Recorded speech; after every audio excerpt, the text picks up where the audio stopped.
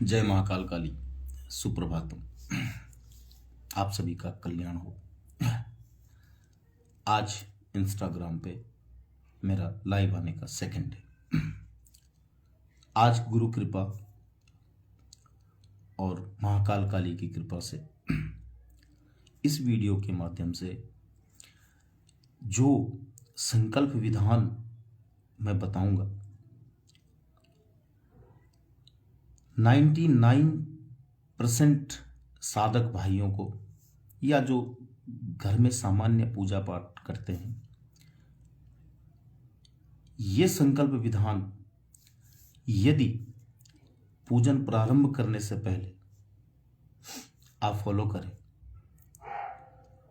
तो आपके मंत्र जाप का, पूजा पाठ का, साधना का फल, अस्तित्व आपको डबल स्पीड के साथ देगा। क्योंकि हम मंत्र जाप तो करते हैं जी, मैं इतनी माला जाप डेली करता हूं, या मैं इस स्तोत्रम का इतने पाठ करता हूं, या मैं जो भी आप करते हैं, लेकिन सबसे पहले तो अधिकतम लोग बिना संकल्प के ही पूजन प्रारंभ कर देते हैं।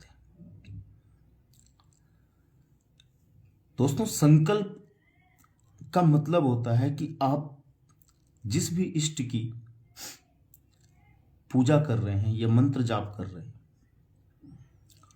तो क्रिया करने से पहले या हम जनरल लाइफ में भी जब भी कोई काम करते हैं तो पहले उसका एक क्या बनाते हैं, एक उसका जो है मैपिंग करते हैं या उसका एक प्लान करते हैं, और उस प्लान को फिर जो हम क्या करते हैं, अप्लाई करते हैं। तो ये जो प्लान बनाना है या जिस दिशा में हम किसी भी क्रिया को करने के लिए शुरुआत करते हैं, तो शुरुआत करने से पहले उसकी एक भूमिका बनाई जाती है। और कोई भी साधना हो, चाहे सात्विक साधना हो, चाहे तामसिक साधना हो, चाहे अघोर की हो, तंत्र की हो, किसी भी साधना का प्रारंभ संकल्प से ही होता है। सामान्य रूप से आप देखते होंगे हमारे घरों में जब पंडित जी को हम बुलाते हैं किसी भी पूजन के लिए, तो पंडित जी भी क्या करते हैं, पहले पंचदेव पूजन इत्यादि करने के बाद यजमान के हाथ में पत्र, पुष्प, दक्षिणा, जल लेकर के कहते हैं कि अब संकल्प होगा। तो सामान्यतः संकल्प में करते क्या है, संकल्प में उस व्यक्ति का नाम जो पूजन करवा रहा है, यदि हम पंडित जी से पूजन करवा रहे हैं, उसके पिता का नाम, माता का नाम, पत्नी, बच्चों का नाम, उसका गोत्र और उस जगह का नाम जहां पर वो निवास करता है, इत्यादि इत्यादि। एक जैसे मान लीजिए जैसे हम किसी कंप्यूटर में, सिस्टम में हम इनपुट देते हैं कि भाई ये चीजें हैं जिसके थ्रू हे परमपिता परमेश्वर अस्तित्व को हम एक इनपुट दे रहे हैं।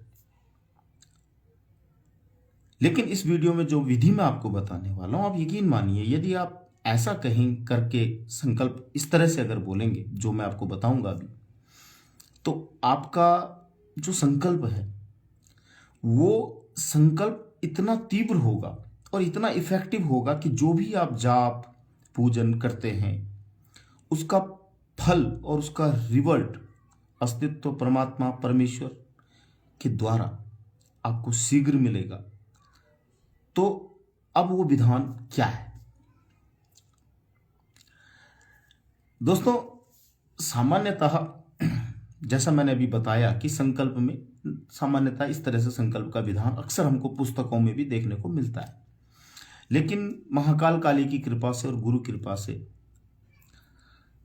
जो विधान मैं खुद प्रयोग करता हूं वही मैं आज सार्वजनिक रूप से आपको बता रहा हूं।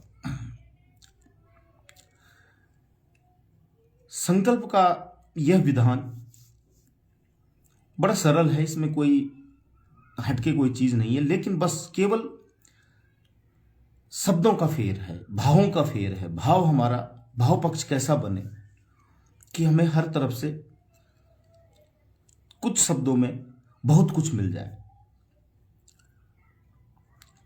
कहते हैं ना कि जाकी रही भावना जैसी, प्रभु मूरत तिन देखई तैसी। तो ये भाव बनाना बड़ा आसान होने के बाद भी हम अक्सर इसका प्रयोग नहीं करते हैं।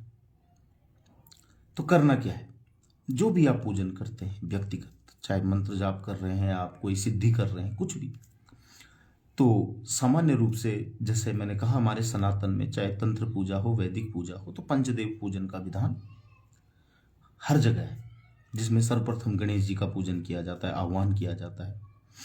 गणेश जी को विघ्न विनाशक माना गया है कि समस्त प्रकार के पूजन में कोई भी विघ्न हमारे पूजन में अथवा हमारी साधना में ना आए, तो इसलिए गणेश जी का आह्वान, दुर्गा माता का आह्वान, भगवान शिव का आह्वान और भगवान विष्णु का आह्वान, पृथ्वी का आह्वान, सूर्य देवता का आह्वान इत्यादि इत्यादि किया जाता है। तदुपरांत संकल्प की भूमिका होती है। तो इस संकल्प को जो मैं विधान बता रहा हूँ, आपने करना क्या है, आपने हाथ में जल, अक्षत, पुष्प इत्यादि लेने हैं और लेकर के, आपको संस्कृत नहीं भी आती है तो कोई इसमें वो नहीं है, क्योंकि हमारा, मैंने कहा, इसमें भाव मेन है।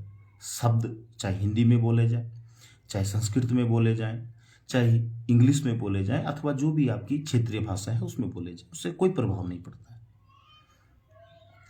तो आपने संकल्प लेना है, जिस भी इष्ट की आप आराधना करते हैं उनका ध्यान करते हुए आपने सिर्फ कहना है कि हे परमपिता परमेश्वर, हे महाकाली, हे महाकाल, हे भैरव देवता, हे दुर्गा माँ, जिसकी भी आप आराधना करते हैं, मैं अपना नाम लेंगे, अपने माता पिता का नाम, अपने गोत्र सहित अपने परिवार के सदस्यों का नाम लेते हुए आपने कहना है कि मैं आज, जो भी आज का दिन है, आज आपका जो भी मैं नाम संकीर्तन करता हूँ, मंत्र जाप करता हूँ या स्तोत्र जो भी आप पढ़ते हैं,